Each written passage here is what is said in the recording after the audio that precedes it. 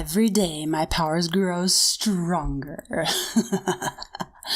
Each fluff that has joined my army is being carefully trained and prepared for ultimate world domination, and soon we shall take over the universe. I might even just favor you with a villainous ditty. But first, to answer some questions.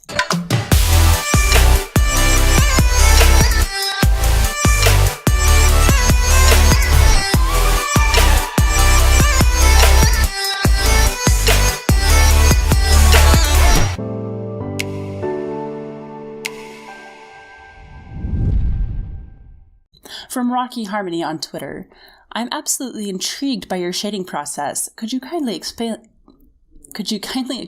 what or why you do what you do, and how you blend them so well despite multiple layers? It's bad enough, Rocky, that you are so blatantly asking me to spill trade secrets, but asking me to do it kindly? How dare? But sure, I separate my flat colors into 3 segments: skin and fur, attire, and hair. The eyes are done very differently from everything else, so we're not even going to touch on that. I then had 4 multiply layers and 5 overlay layers over each of these segments. The first 2 of these layers is done with an airbrush, first with a very large size and then with another half that size for the details. My shadows are done in deep purple for feminine characters and dark blue for masculine. If I want something to be like really creepy or something though, I'll do it in green. The lighting is usually a soft yellow, depending on the mood I want to create. If I want it to be a little bit more dangerous, I use like a really light red. I try not to make it pink, but you have what you have. I lower the opacity to about 30 for each of these layers and move on to the next 2, which feature my signature brush that I call the Faded Pen. It's actually not really a pen at all, more of a watercolor with specific attributes. But this is how I get my unique texture for fur, hair, cloth, and even skin.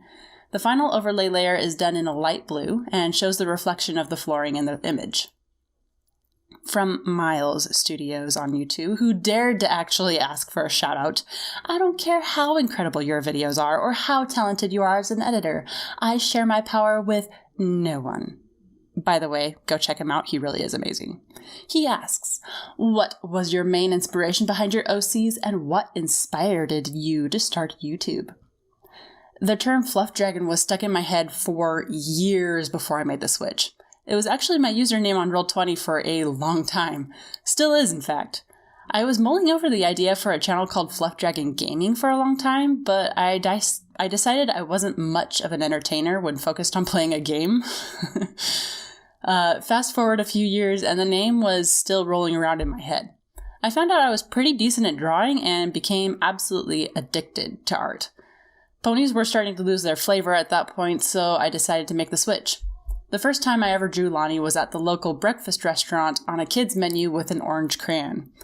I chose the colors later after researching their symbolism and added the spacey hair months after that when I decided Lonnie didn't look otherworldly enough. As for YouTube, I'd wanted to start a channel since I was pregnant with Amethyst Rose, but we didn't have any equipment, know-how, or time. It wasn't until Notice was born that I finally sat down to learn the ins and outs, and even years after that I actually launched my channel. 3 channels inspired me the most at that point: Mama Natural, Dr. Wolf, and Lightning Bliss. Aria Diamond asks, you gonna bring any more new characters to your channel? Spoilers. Unemployed Pelican asks, are you planning any big projects in the future? Other than learning animation at some point? Spoilers. Thundernote the Change Pony asks, what is your favorite Pokemon? Easy. Raichu, Oshawott, Leavanny, Poltegeist, Litwick, and Arcanine. Don't ask me to pick just one, I can't. Stardust Shimmer asks, who inspires you to do art? My husband actually inspires me to do art. He is a fantastic artist himself, but it was more of an, okay, I've learned how to do this perfectly, time to move on thing. His reactions to the pieces I published are the best things ever, and I love to show off for him. Rosepal asks, what do you and your family like to do together? We love riding bikes around the neighborhood, playing board games, and watching movies while eating dinner in the living room. Our dining table is untouched. Other than game night, because that's where we put our board games. Super Chief asks, what is your favorite piece of art you have made? It's always the newest creation. I feel like I'm constantly improving and bettering my skills, so the next artwork always becomes my favorite until I draw yet another one. The only exception for this is some of the sketches that come out really wonky and I just have to start from scratch. John Muniz asks, who are the top 5 people you'd like to meet? J.K. Rowling, Jazza from Jazza Studios, Lavender Town, Hopeless Peaches, and Marlene McCohen's bird, Vinny. If you guys have not seen Marlene McCohen's bird, Vinny, you need to go see her videos because that bird makes me laugh so hard. Jake Hammerquist asks, I know you like Seven Nation Army, obviously, from my 1,000 subscriber special, but do you have any other favorite songs? I love literally all kinds of music. My favorites would be almost anything from Greatest Showman, most Imagine Dragons songs, and Horns by Bryce Fox. My all-time favorite song to sing, however, you'll see at the end of this video, along with several others. My gosh, I have too many favorite songs. The Crosser asks, what is everyone's favorite pastime snack? I personally like popcorn with the butter just right and covered in nutritional yeast, which sounds nasty, but it actually tastes like powdered cheese. It's amazing. Mr. Fluff doesn't do favorites. Amethyst loves anything with sugar in it, and Notice is a literal bottomless pit and loves everything. Austin Benson YT asks, what inspired you to do art this good? Was it natural talent, or was it someone you looked up to and you followed in their footsteps? First of all, aren't you the most wholesome of people? I can't. None of this was natural talent, however, other than being able to follow instructions very well and a kick-butt work ethic. I will own that. It took me years to get good at art, forever. I usually drew to bring my own imagination to life and to tell stories. I didn't realize it was a viable career until about 2 years ago when I started to really dedicate myself to my craft. Chevyman3030 asked me way too many questions, so I'm just going to give the answers in rapid fire. Cake or big pizza cookie? Neither. I prefer ice cream. Taco or burrito? I hope you mean food. If you do, burrito. If you don't, both. In what dimension does hyper-transwarp traveling get you blasted into atoms? What? Okay. What is your favorite color? Teal. What is your quest? To ensure all creators are paid fairly for their work. That's an easy one. What is the airspeed of a noodle dragon? The math to figure that out is too complex for the human mind to comprehend. Pizza or noodles? Pizza, obviously. Is this too many? Yes. Dragons or furries? Both. What is your guilty pleasure? Old man jokes. What is your opinion on AWO artists? As in furry art or the African art style? I love furry art as long as it's safe for work, and the African art style is also pretty amazing. Why are you so cute? I am a professional character designer. I should hope my OC is cute. And this is the only MLP related question I put in here because it explains why I didn't put any MLP questions in here. BronyFan27 asks, your character used to be a pony in your old reviews, but is now a dragon. Why the sudden change?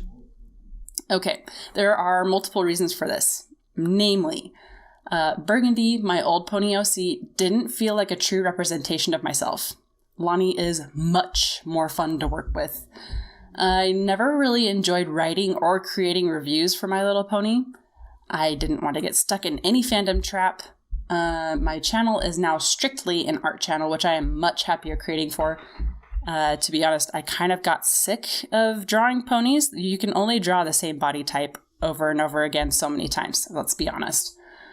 And I've wanted a business called Fluff Dragon something or other for a long time now, and art just seemed to fit. Blue Prism asks, if you could pick any K-pop groups, why do I want to call them droops? Any K-pop groups to draw, who would you pick and why?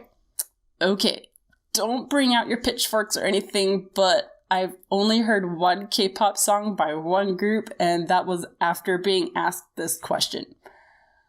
I gotta say, I love these outfit designs, and the dancing is impressively spot on. I saw a Black Peak, by the way. I'll have to get back to you on this. Speaking of songs, it was highly requested that I sing for you in this video. So please enjoy this speed paint of Alastor from Hazbin Hotel while I make myself extremely vulnerable and sing to you the song of my people.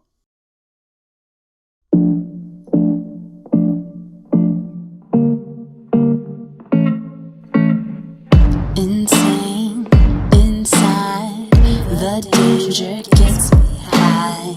Can't help myself, got secrets I can't tell. I love the smell of gasoline. I light the match to taste the heat. I've always liked to play with fire. Play with fire. I've always liked to play with fire. I ride the edge, my speed goes in the red.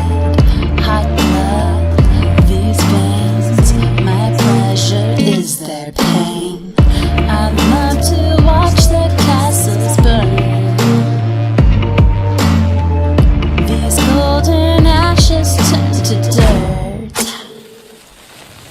I've always liked to play with fire. Play with fire. Play with fire. Fire, fire. I've always liked to play with fire. Watching as the flames get higher. I've always liked to play with rite of passage, classic maverick, matching the gas tank. Ooh, that's ratchet, unstoppable